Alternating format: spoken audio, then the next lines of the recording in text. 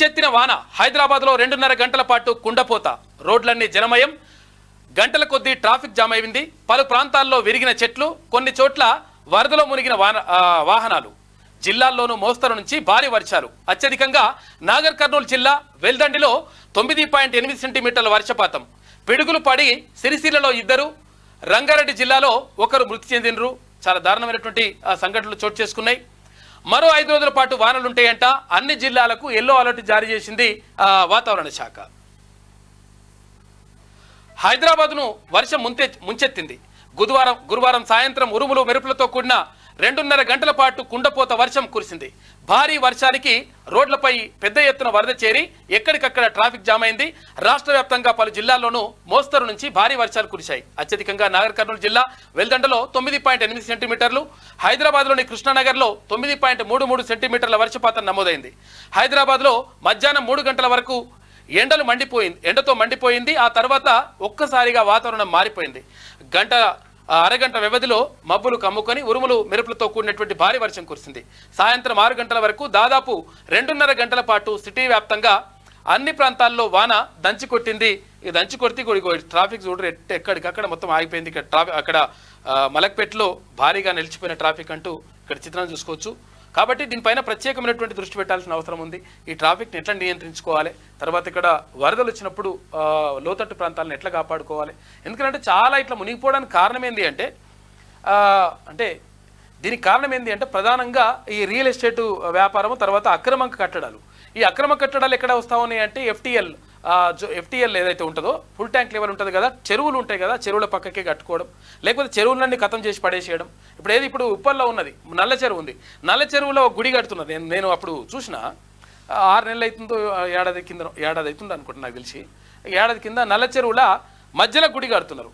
అరే మధ్యలో గుడి కడుతుంటే నేనేమనుకున్నా ఒక పర్యాటక కేంద్రం చేస్తారేమో, ఆడికి ఓడానికి వంతెన లాంటి ఏర్పాటు చేస్తారేమో, చేసిన తర్వాత మధ్యలో గుడి కడితే దీన్ని సుందరంగా తీర్చిదిద్దుతారేమో అని చెప్పేసి మేము అనుకున్నా. నేను అనుకుంటే లాస్ట్కి ఏమైంది, ఆ నడుమ చెరువులో ఏదైతే గుడి కట్టినరో ఆ గుడి దాకా మొత్తం మట్టి ఊర్చేసి ఇప్పుడు అక్కడ రియల్ ఎస్టేట్ వ్యాపారం నడుస్తూ ఉంది. అక్కడ కట్టడాలు పెట్టాలని నడుస్తున్నాయి. అయితే ఇట్లా 200 చెరువులు, హైదరాబాద్ పరిసర ప్రాంతాల్లో ఉన్నటువంటి 200 చెరువులని ఖతం చేసి పడేసిండ్రు గతంలో ఉన్నటువంటి పాలకులు కానీ, అధికారులు కానీ, తర్వాత రియల్ ఎస్టేట్ వ్యాపారులు కానీ.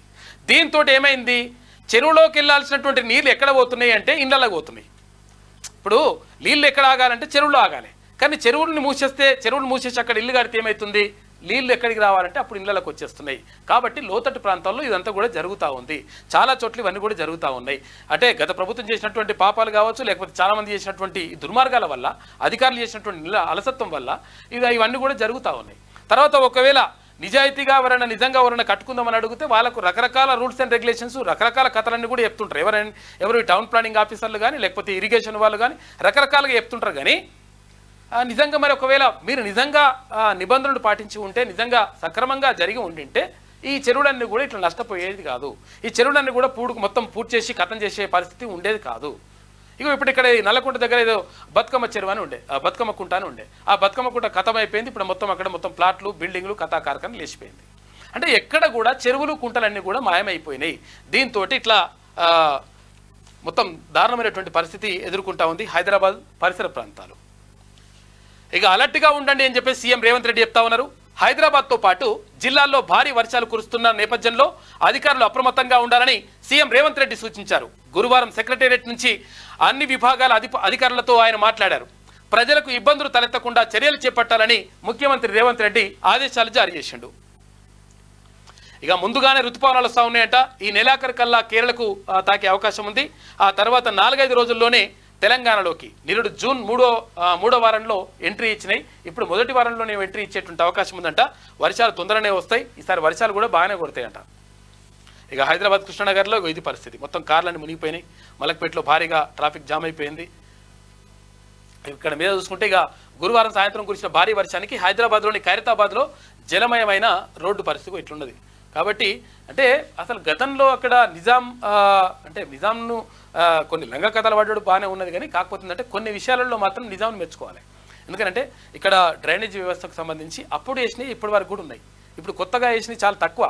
కాబట్టి అటువంటి వ్యవస్థని ఏర్పాటు చేసిన ఒక 100 సంవత్సరాలు 200 సంవత్సరాలకు 150 సంవత్సరాలకు సరిపడా డ్రైనేజ్ వ్యవస్థని కానీ కొన్ని విషయాల్లో వాళ్ళు ముందు చూపుతూ ఉన్నారు. కాబట్టి ఇప్పుడు కూడా అటువంటి చర్యలు చేపట్టాల్సిన అవసరం ఉన్నది. తర్వాత ఇష్టం వచ్చినట్టుగా అక్రమ కట్టడాలు, ఇష్టం వచ్చినట్టుగా ఇవన్నీ కూడా జరుగుతూ ఉంటే వీటన్నిటికీ ఆటంకం కలిగి ప్రజలకు నష్టపోయేటువంటి ప్రమాదం ఉంటుంది. కాబట్టి దీనిపైన ప్రత్యేకంగా దృష్టి పెట్టాలి. ఇంకా 15 రోజుల నుండి వానకాలం ఇంకా వానలు రావడానికి ఇప్పుడు కూడా వస్తున్నాయి కానీ ఇంకా పూర్తి స్థాయిలో రావడానికి.